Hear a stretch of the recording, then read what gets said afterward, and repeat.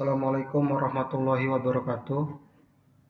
Saya Juliana Yusuf. Pada kesempatan kali ini saya akan mempresentasikan tentang bagaimana cara mengoptimalkan potensi e-commerce di era digital.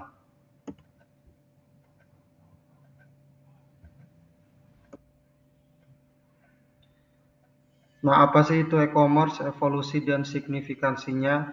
Jadi e-commerce atau perdagangan elektronik merujuk pada aktivitas jual beli barang atau jasa menggunakan jaringan internet. Ini mencakup segala hal mulai dari pembelian produk di toko online hingga transaksi digital antar perusahaan. Nah, sejak kemunculannya, e-commerce telah mengalami evolusi pesat, beralih dari transaksi sederhana menjadi ekosistem kompleks yang melibatkan berbagai platform, teknologi, dan model bisnis. Signifikansinya terletak pada kemampuannya untuk pertama, menjangkau pasar global tanpa batas geografis, kemudian mengurangi biaya operasional bagi bisnis, memberikan kenyamanan dan aksesibilitas bagi konsumen, dan mendorong inovasi dalam pemasaran dan layanan pelanggan.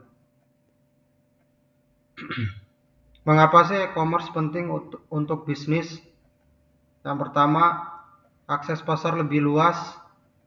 Jadi e-commerce menghilangkan batasan geografis, memungkinkan bisnis menjangkau pelanggan di seluruh dunia, dan memperluas basis konsumen secara eksponensial.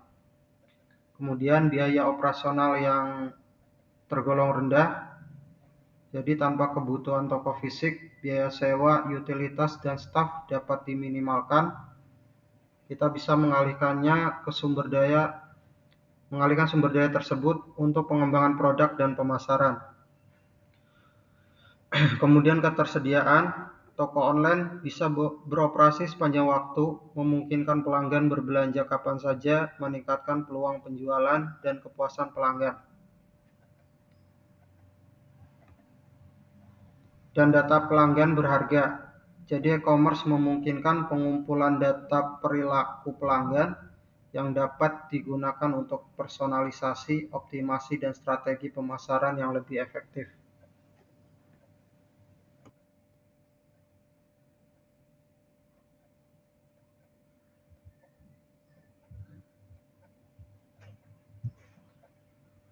Selanjutnya, berbagai model bisnis e-commerce. Memahami model bisnis e-commerce yang berbeda adalah kunci untuk menentukan strategi yang tepat bagi perusahaan. Di sini ada B2C, business to consumer, model paling umum di mana bisnis menjual produk atau jasa langsung kepada konsumen individu. Seperti contohnya Amazon, Zalora, dan banyak lagi. Kemudian ada B2B, business to business.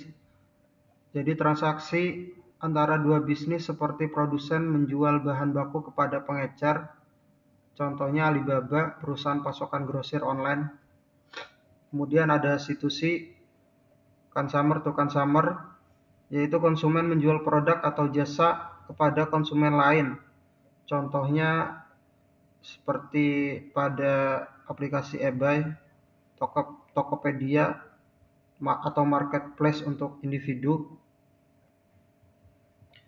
Kemudian ada D2C, direct to consumer, yaitu produsen atau merek menjual langsung ke konsumen, memotong perantara, contohnya seperti beberapa website official ya, seperti Nike.com, Warby Parker, dan banyak lagi.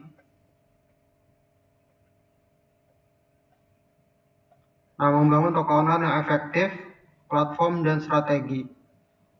Membangun toko online yang efektif memerlukan pemilihan platform yang tepat dan strategi yang matang. Beberapa platform populer meliputi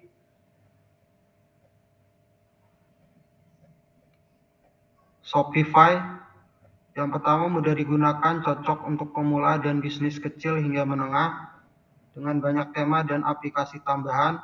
Kemudian WooCommerce, plugin e-commerce untuk WordPress, memberikan fleksibilitas tinggi dan kontrol penuh atas website. Kemudian Magento, platform open source yang kuat, ideal untuk bisnis skala besar dengan kebutuhan kustomisasi tinggi. Dan BigCommerce, sebagai solusi e-commerce lengkap untuk bisnis yang berkembang, menawarkan fitur skalabilitas yang baik. Strategi yang perlu dipertimbangkan meliputi desain situs yang intuitif, deskripsi produk yang menarik, dan proses checkout yang mudah. Pemasaran digital untuk e-commerce meningkatkan visibilitas dan penjualan. Dalam hal ini, SEO (Search Engine Optimization) untuk mengoptimalkan konten, kata kunci, dan struktur situs agar mudah ditemukan oleh mesin pencari. Kemudian pemasaran influencer, bekerja sama dengan influencer untuk menjangkau audiens baru dan membangun kepercayaan merek. Pemasaran media sosial dengan memanfaatkan berbagai macam platform seperti Instagram, Facebook, TikTok, dan untuk membangun komunitas guna mempromosikan produk. Kemudian email marketing, bangun daftar email dan kirimkan promosi, berita, serta penawaran eksklusif kepada pelanggan.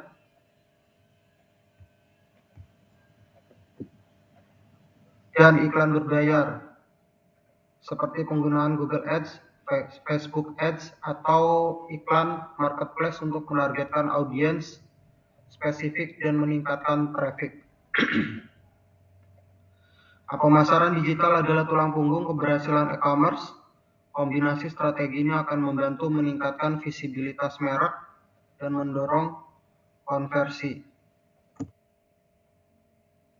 Logistik dan pengiriman dalam e-commerce sebagai tantangan dan juga solusinya. Jadi tantangan utama dalam logistik dan pengiriman dalam bisnis e-commerce ini, satu, biaya pengiriman yang tinggi, kemudian keterlambatan pengiriman dan manajemen inventaris, kerusakan barang selama transit, dan pelacakan pengiriman yang tidak akurat. Kemudian untuk solusi yang inovatif, yang pertama, integrasi dengan penyedia logistik, dalam hal ini pihak ketiga. Kemudian penerapan sistem manajemen gudang, penawaran berbagai opsi pengiriman seperti standar, ekspres, atau someday. Kemudian otomatisasi proses pengiriman dan pembaruan status real time. Logistik dan pengiriman ini adalah komponen krusial dalam e-commerce dan secara langsung mempengaruhi kepuasan pelanggan.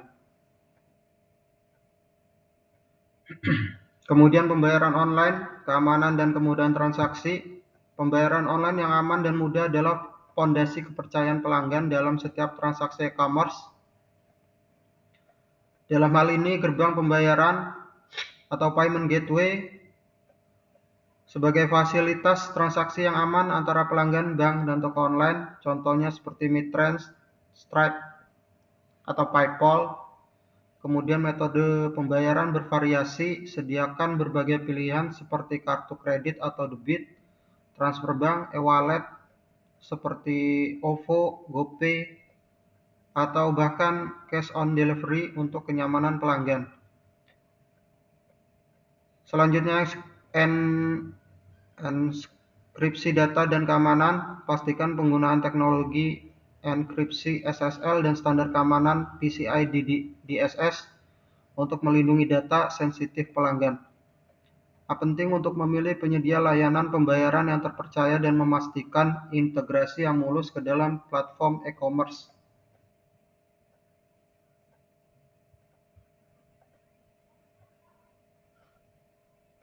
Kemudian analisis data e-commerce, mengukur kinerja dan mendorong pertumbuhan. Analisis data adalah kunci untuk memahami perilaku pelanggan, mengoptimalkan strategi, dan mendorong pertumbuhan bisnis e-commerce.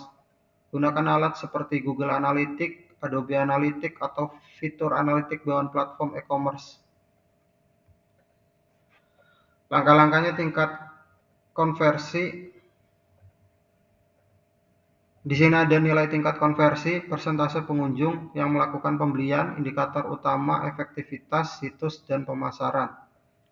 Kemudian nilai pesanan rata-rata, jumlah rata-rata yang dihabiskan pelanggan per transaksi, ini dapat ditingkatkan dengan strategi upselling dan cross-selling. Kemudian tingkat retensi pelanggan, persentase pelanggan yang kembali berbelanja, pelanggan setia adalah aset berharga.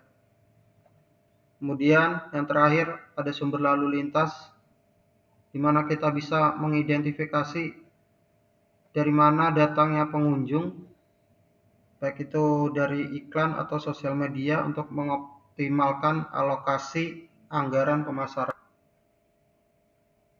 Kesimpulan dan langkah selanjutnya meraih keberhasilan di dunia e-commerce. Jadi e-commerce menawarkan peluang tak terbatas bagi bisnis yang siap beradaptasi dan berinovasi dengan pemahaman yang kuat tentang dasar-dasarnya, pemilihan platform yang tepat, strategi pemasaran digital yang efektif, logistik yang efisien, sistem pembayaran yang aman, dan analisis data yang cermat, sehingga kita dapat meraih keberhasilan di pasar digital. Nah, langkah selanjutnya, yang pertama evaluasi kebutuhan, tentukan model bisnis dan platform e-commerce yang paling sesuai. Investasi pada pemasaran digital dengan mengembangkan strategi pemasaran yang komprehensif untuk menjangkau audiens. Yang berikutnya, prioritaskan pengalaman pelanggan, pastikan situs mudah digunakan, aman, dan menawarkan layanan pelanggan yang responsif. Dan yang terakhir, terus belajar dan beradaptasi. Karena dunia e-commerce terus berkembang, jadi penting untuk selalu mengikuti tren dan teknologi terbaru. Barangkali itu saja yang dapat saya sampaikan. Kurang lebihnya saya mohon maaf. Wassalamualaikum warahmatullahi wabarakatuh.